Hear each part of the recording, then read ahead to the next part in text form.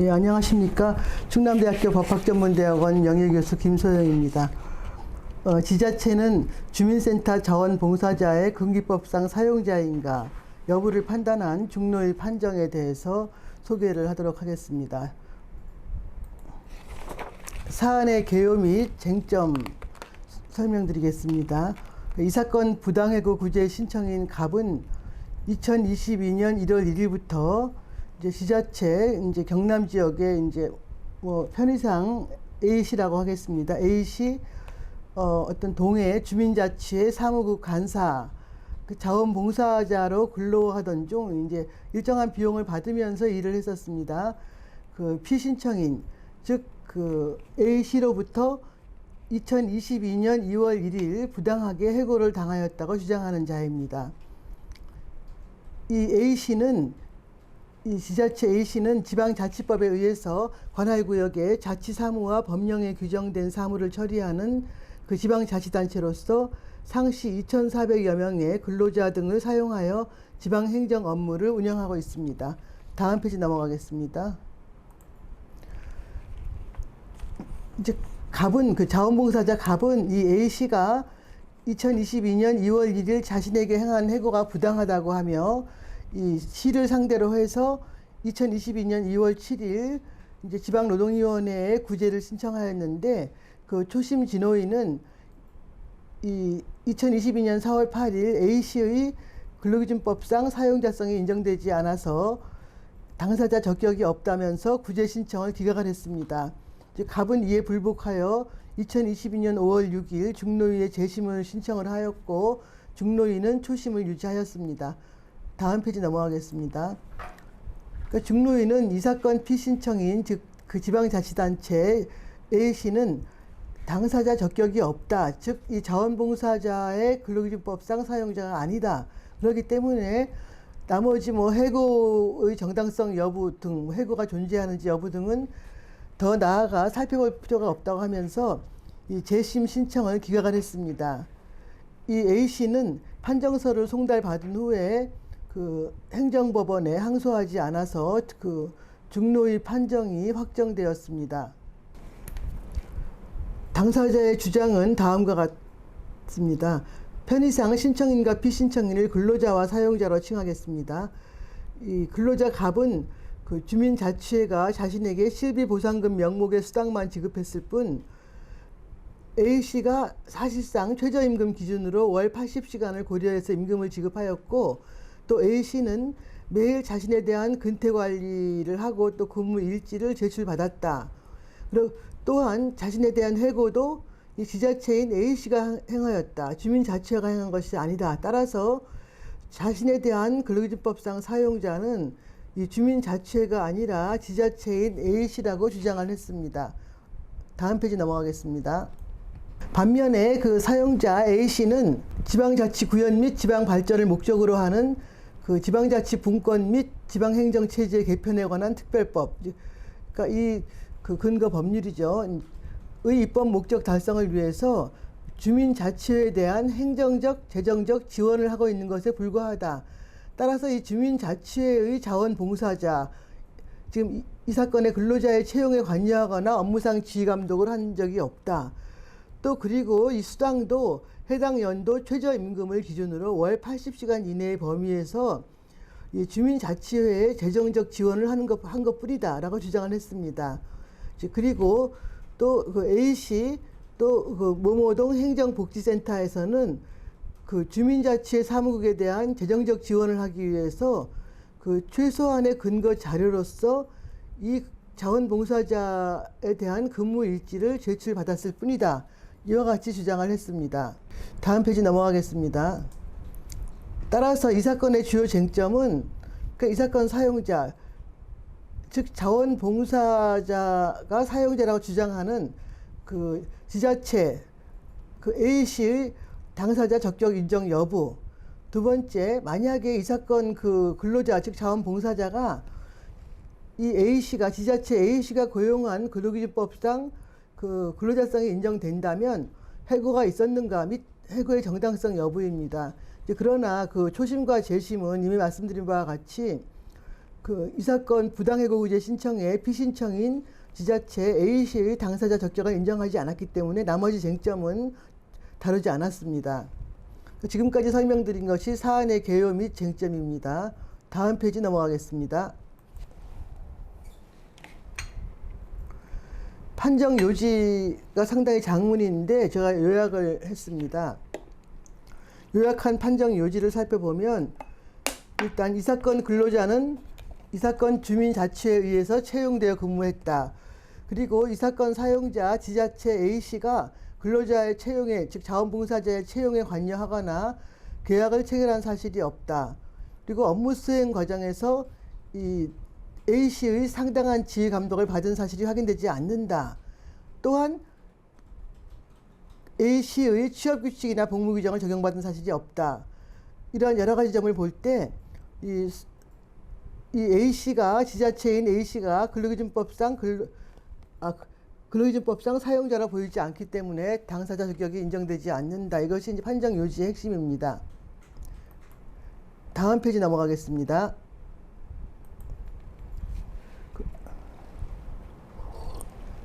중노인은 우선 주민자치회가 이 사건 사용자인 A씨 소속기관에 속하는지 여부를 법령과 조례를 중심으로 살펴보았습니다. 주민자치회 관련 특별법, 주민자치회 조례, 운영 세 측을 종합해서 검토하면 첫째, 주민자치회 관련 특별법에서 이 주민자치회를 설치할 수 있는 근거가 확인됩니다.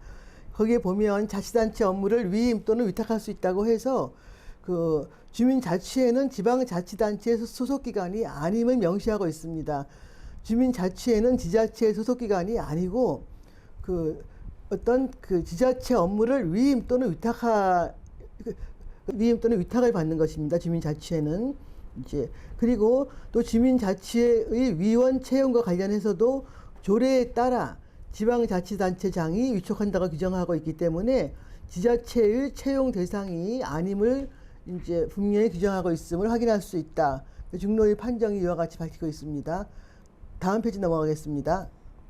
둘째, 또 주민자치회 조례에 보면 이 주민자치회 사무국은 주민자치회 위원을 구성원으로 하고 있고 또 사무국 구성원과 별도로 필요시에는 자원봉사자를 둘 수 있는 규정이 있습니다.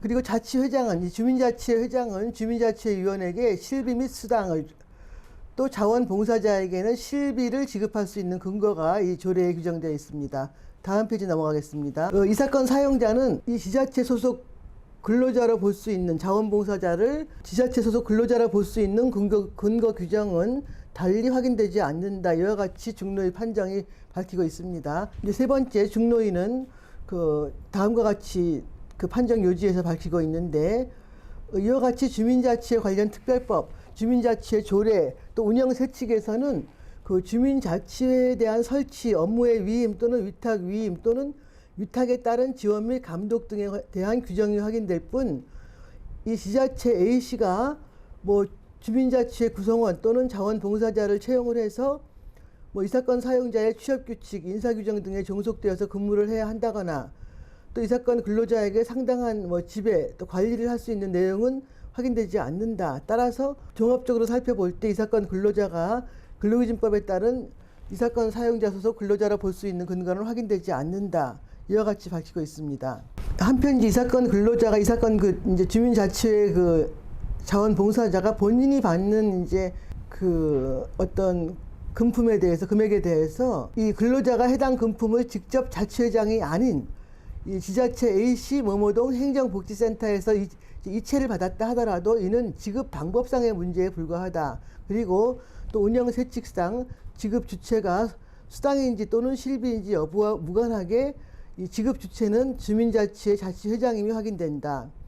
그리고 주민자치회 관련 특별법, 주민자치회 조례의 근거에 따라서 위임 또는 위탁받은 업무를 수행하는 데 있어서 이 사건 사용자가 즉 이 지자체 A씨가 지원하는 재정적 지원임이 확인된다. 다음 주민자치회 사무국의 근무자 관리 대장이 있죠. 근데 이 관리 대장은 관련 법률이나 조례에 따라서 위임 또는 위탁 사무에 대한 지원에 활용하기 위한 근거 자료로 보일 뿐이다. 그것을 넘어서서 뭐 이 사건 근로자 즉 주민센터 자원봉사자의 근로시간, 근무일, 업무 내용을 정한다거나 또 이 관리대장을 제출하지 않을 경우에 뭐 불이익을 준다거나 뭐 또 이 사건 자원봉사자가 그 뭐 이 사건 사용자 즉 A씨로부터 받아야 되는 다른 불이익이 있는지 여부는 확인할 수 없다.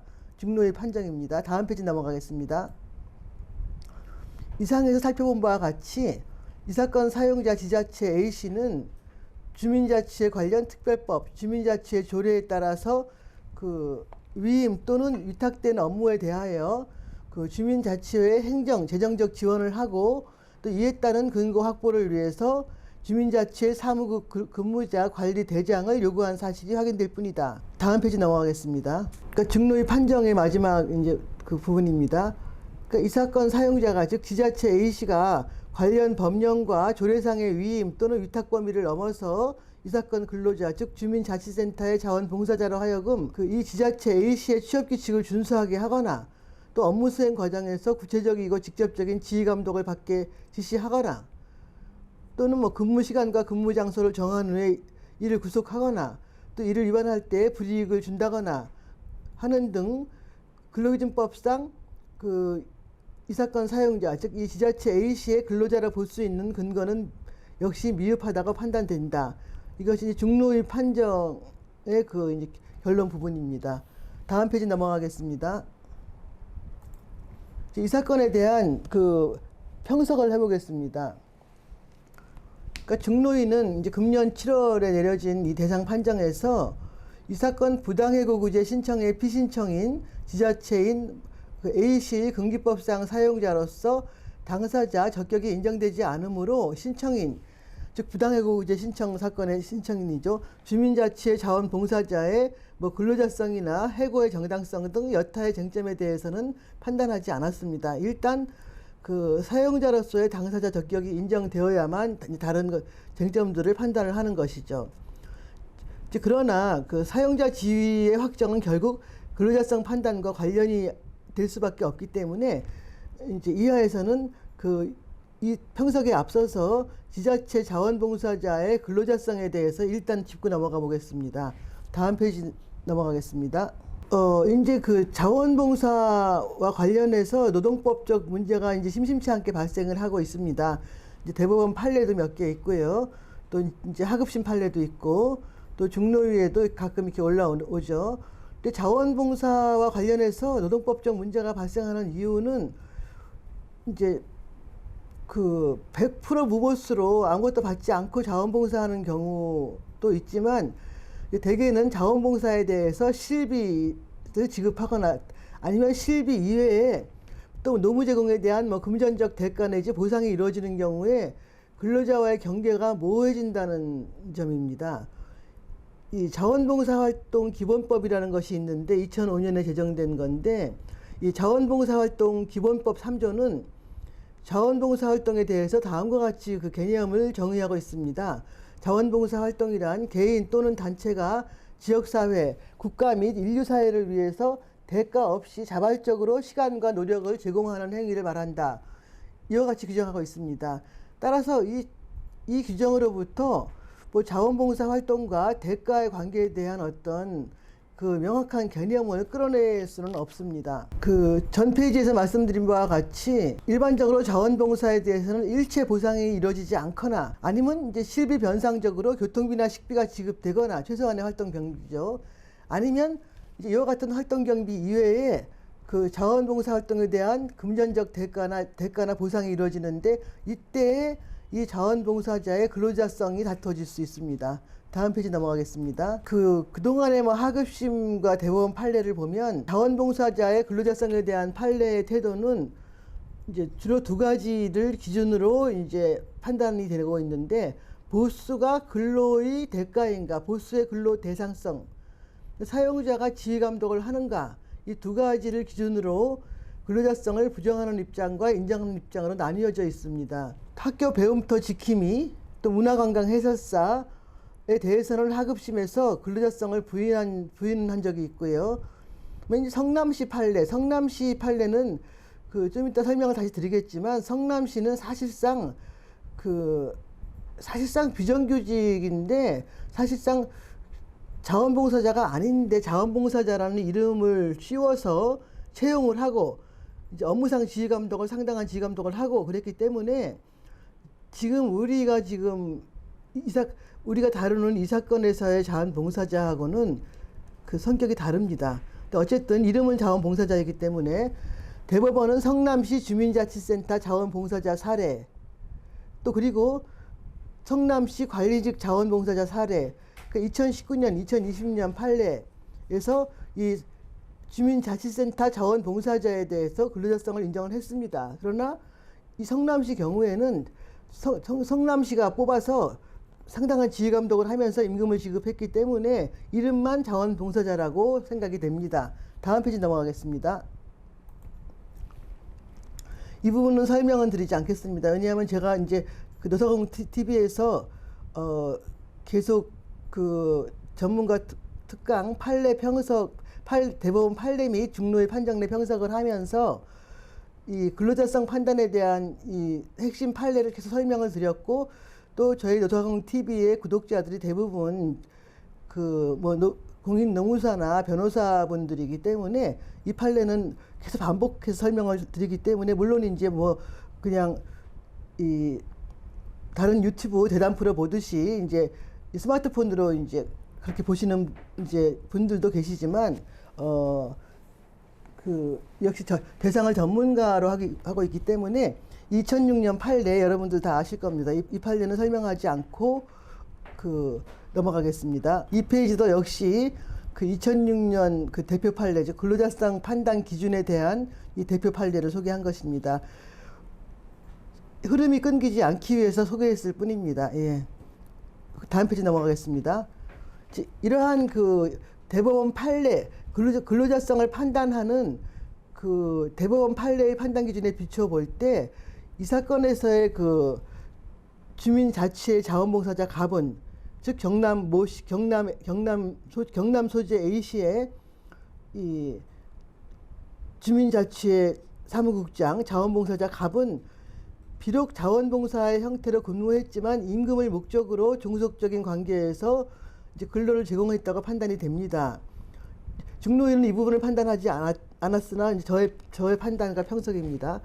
갑은 실비보상금 명목의 수당 이외에 최저임금 기준으로 월 80시간을 고려해서 보수를 지급받았는데 대가성과 관련된 당사자들의 인식 및 의식을 고려해 볼 때 이 주민자치의 사무국장으로서의 노무 근로 제공에 대한 임금을 지급받았던 것으로 판단이 됩니다. 또한 갑은 주민자치의 업무 지시에 따라서 업무를 수행하고 근태관리를 받았습니다. 앞서 언급한 이제 주민자치센터 자원봉사자 사건에서 대법원은 성남시를 근로기준법상 사용자로 보았습니다. 이 사건하고 다릅니다. 왜 그와 같이 대법원이 보았는가 하면은 성남시가 주민자치센터 시설 관리 운영, 자원봉사자 총괄 업무, 또 주민센터 운영에 관한 회계 업무를 수행하게 할 목적으로 직접 성남시가 주민센터 자원봉사자 모집 공고를 내고 직접 위촉장을 주고 또 이 자원봉사자들은 성남시 소속 공무원으로부터 지시를 받아서 각종 업무 자료를 작성하고 제출했으며 또 근무일지를 확인받고 성남시로부터 업무 수행에 관한 상당한 지휘감독을 받았습니다. 그런데 우리 지금 이 사건 중노위 판정례의 경우에는 경남 소재 지자체 A시는 주민자치의 자원봉사자를 채용하는데 전혀 관여하지 않았고 또 관련 법률이나 조례 등에 따라서 위임 또는 위탁 업무에 대해서 주민자치회에 행정 지원 및 재정 지원을 했을 뿐입니다. 그리고 이제 돈을 주려면 근거가 필요하지 않겠습니까? 그렇죠. 그러니까 그러한 재정 지원을 하기 위한 근거 확보를 위해서 근무자 관리 대장을 요구를 했을 뿐입니다. 이제 그리고 또 관련 법령이나 조례상의 위임 또는 위탁 범위를 넘어서는 감시 감독을 했다거나 또 이 지자체 A시의 취업 규칙을 준수하게 했다거나 또 업무 수행 과정에서 무슨 업무 지시를 했다거나 또 근무 시간이나 장소를 정하고 구속시켰다거나 또 이를 위반하였을 때 불이익을 준다거나 하는 등의 행위를 하지 않았습니다. 다음 페이지 넘어가겠습니다. 따라서 그 중노위가 이 사건 자원봉사자를 그 근로기준법상 경남 소재 지자체 A씨 소속의 근로자로 볼 수 있는 근거가 미흡하다고 판단을 하고, 이 A씨를 근로기준법상 이 지자체를 근로기준법상 사용자로 인정하지 않은 것은 타당하다고 하겠습니다. 이상으로 이 평석을 마치겠습니다.